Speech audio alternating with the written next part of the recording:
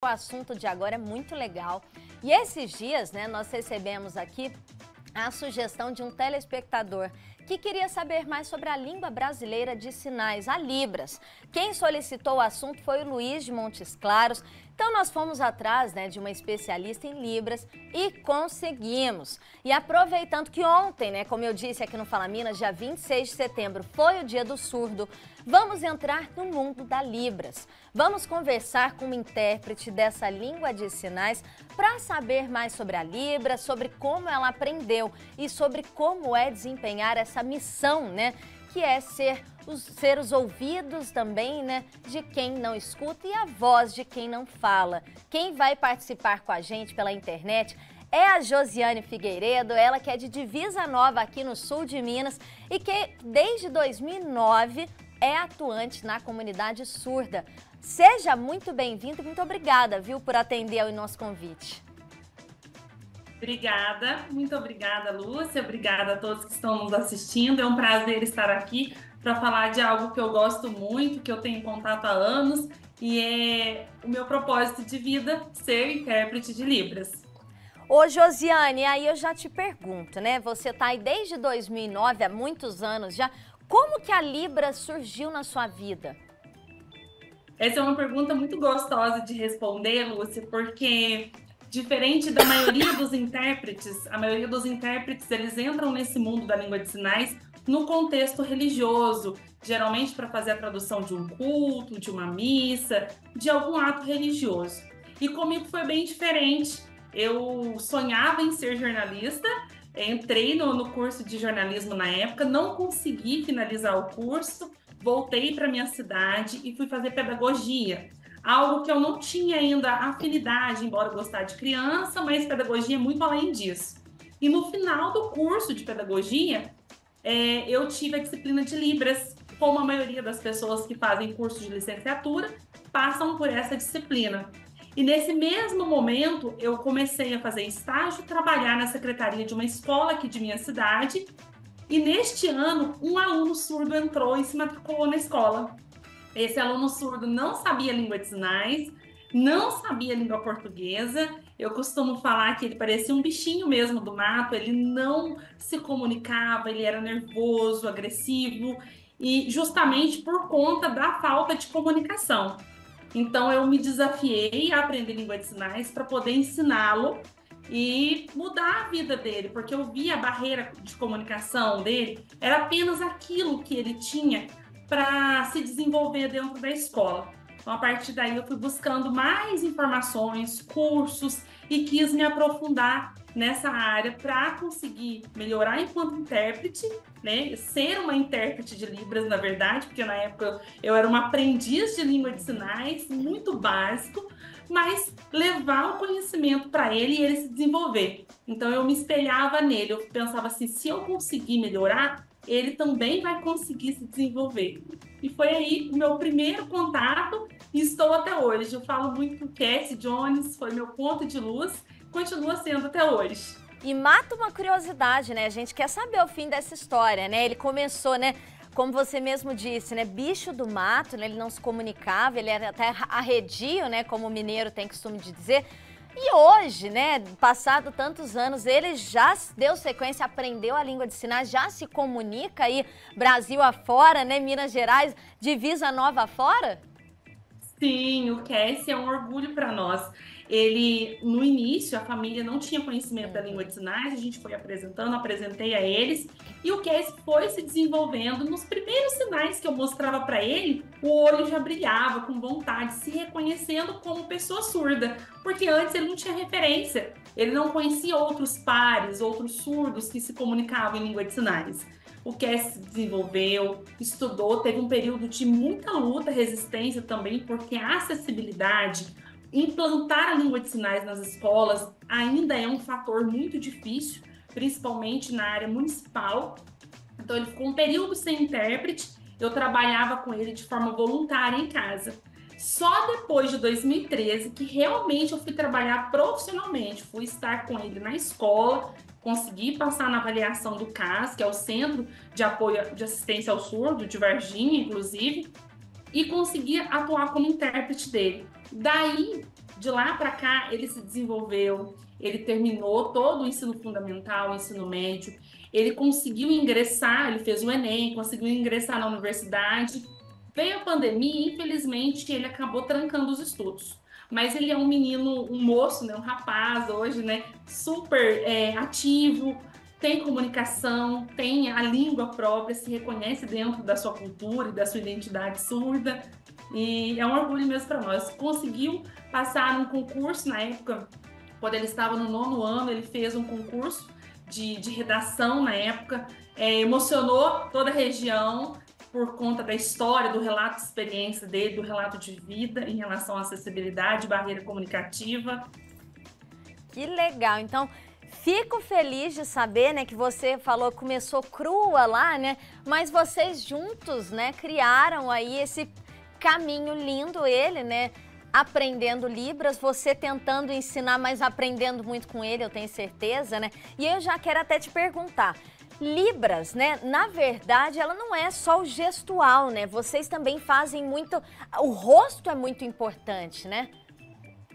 Sim, Lúcia, a língua de sinais, a língua brasileira de sinais, né? É bom frisar isso, o pessoal pergunta muito, Libras é universal? Não, não é. Cada país tem a sua língua de sinais. E a língua de sinais, nós temos 5 parâmetros que faz parte da gramática da língua de sinais. Então o pessoal fala assim, Josi, mas quando eu te vejo atuando, às vezes na TV, ou alguma live, ou em alguma situação, você mexe com a boca, você mexe com a sua expressão. Exatamente isso. Quando eu tenho que passar uma informação, apenas as minhas mãos, ela é insuficiente para passar aquela informação. Como que eu vou passar uma mensagem de tristeza se eu não, meu rosto não está triste, minha expressão, né, não condiz com aquilo? Como que eu vou passar uma emoção de uma pessoa que está ali palestrando? Eu preciso passar tudo aquilo através do meu corpo. São as expressões não manuais, expressão facial e corporal. E tem o movimento, né? Alguns sinais que têm movimento, outros sinais não têm movimento. O espaço em que eu sinalizo, a localização, ponto de articulação, onde eu vou fazer o meu sinal? É aqui na testa? É aqui nesse espaço neutro? É na bochecha? Então, tudo isso compõe a mensagem, a gramática da língua brasileira de sinais. Para uma pessoa que está acompanhando a gente agora, Josiane, que está determinada a aprender Libras, tá? Não é uma pessoa que, vou aprender, não. Para uma pessoa que está determinada a aprender a Libras, quanto tempo, em média, né, essa pessoa consegue aprender a se comunicar aí com uma pessoa surda? Lúcia, essa é uma curiosidade geral. O pessoal pergunta muito sobre isso. E eu vou dizer para vocês, para você que está assistindo. Fico muito feliz. Lanço um convite para você aprender mesmo, para você embarcar na língua de sinais, nesse universo da comunidade surda, porque é maravilhoso. E a questão do tempo, gente, é como qualquer outro idioma. Qualquer outro idioma. Vai depender de você, do tempo da sua entrega, da sua dedicação, do tempo de estudo. Então, por exemplo, existem pessoas que conseguem uma fluência bem mais rápida, mas ela dedica o tempo todo, ela passa muito tempo em contato com pessoas surdas. Então eu falo, a pessoa vai aprender inglês, ela não aprende apenas fazendo a leitura ou só ouvindo, né, os diálogos. É preciso ter uma imersão também, ter um contato com aqueles nativos daquela língua para poder se desenvolver. Então depende muito da entrega, do tempo, da força de vontade, da busca mesmo. E o principal, não ter medo de chegar perto da pessoa surda. As pessoas às vezes pensam assim, Josi, mas eu não sei conversar com a pessoa surda, eu não sei falar com ela, eu tenho medo dela perguntar e eu não saber responder. Gente, os surdos, eles são os principais a querer que vocês aprendam a língua de sinais. Então, se aproximem, não tenham vergonha. Libras, tô devagar, tô começando a aprender. O surdo vai se adaptar e vai estimular você a aprender língua de sinais. Então, tudo depende disso. Eu sei que o tempo nosso é bem curtinho, mas eu gosto de dar esse exemplo meu, porque eu moro numa cidade muito pequenininha, tem 6.000 habitantes. Então aqui não tem uma comunidade surda, não temos surdos sinalizantes aqui, apenas o surdo que eu ensinei língua de sinais. E o pessoal fala assim, Josi, mas como que você aprendeu? Né? Como que você tornou-se fluente? É exatamente isso, hoje a gente não tem desculpa mais.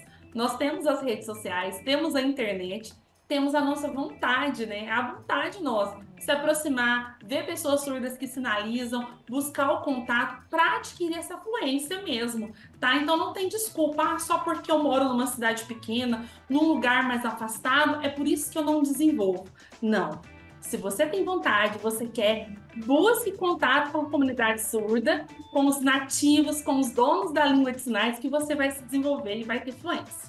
Josiane, eu quero aprender aqui, é como eu digo, obrigado, né? Obrigada na língua de sinais, é fácil para eu aprender aqui, que eu quero agradecer, né? Eu quero aprender a falar obrigado. E tem como a gente falar Fala Minas também aí, né? Não, vamos lá. Claro. Olha, Fala Minas, nós vamos fazer uma adaptação para a comunidade surda, tá? Porque o sinal de falar é esse, ó, falar, certo? Mas os surdos, eles falam como? Com as mãos. Então, sinaliza Minas.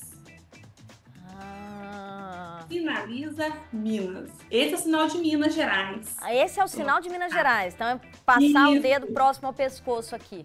Isso mesmo. Então, eu falaria fala, pode fazer isso. Ó. Sinaliza, né? Minas. Minas. Isso. Olha, então já vou aprendendo um pouquinho, né? Que eu falo que eu até compartilhei ontem aquele vídeo que você compartilhou comigo, né, sobre as situações, né, das pessoas surdas em ambientes comuns, né? A pessoa vai num restaurante, ela acaba recebendo um refrigerante que ela não pediu, ela pediu um outro refrigerante de um tamanho diferente, né, que são daqueles dois irmãos que você compartilhou comigo. Eu trouxe esse vídeo hoje para chamar o nosso assunto, né? Ontem, né, eu trouxe para chamar esse assunto de hoje, para mostrar, né, para nós ouvintes, né, como são situações em que pode sim deixar pessoas surdas tão frustrantes, tão frustradas, né, por situações que elas não conseguem se comunicar. Outra coisa que eu quero aprender, bom dia, boa tarde, boa noite. Bom dia, olha, esse é sinal de bom. Faz uma coxinha aqui. Bom dia. Isso, bom dia. Boa tarde. Isso. Boa noite. Alguns lugares você vai ver o sinal de boa noite assim, ó. Boa noite. O sol se escondeu, foi embora. Então, boa noite. Que legal. Então, boa tarde. Isso. Pode que legal. Boa tarde. Pode fazer com as duas, mas a maioria das pessoas utilizam uma mão só. Boa tarde. Que legal. Olha, eu quero aprender muito mais com você, Josiane, porque eu tenho certeza que o brasileiro, ele precisa, sim, né, quando a gente fala de inclusão, incluir a língua, né, brasileira de sinais para poder trazer o surdo também para conversas, né, e para a gente poder se comunicar de uma forma tranquila com eles, porque eu sei que eles têm muito a compartilhar com a gente. Eu só quero agradecer a você. Como que eu falo obrigada? Obrigada. Assim? Isso, obrigada. Então, meu muito obrigada, uma boa tarde para você. Parabéns, né, por trabalhar com essa questão. E eu vou te convidar mais vezes, porque eu tenho certeza que nas próximas vezes você vai me ensinar a falar muito mais coisa aqui, viu? Aceito o convite, muito obrigada.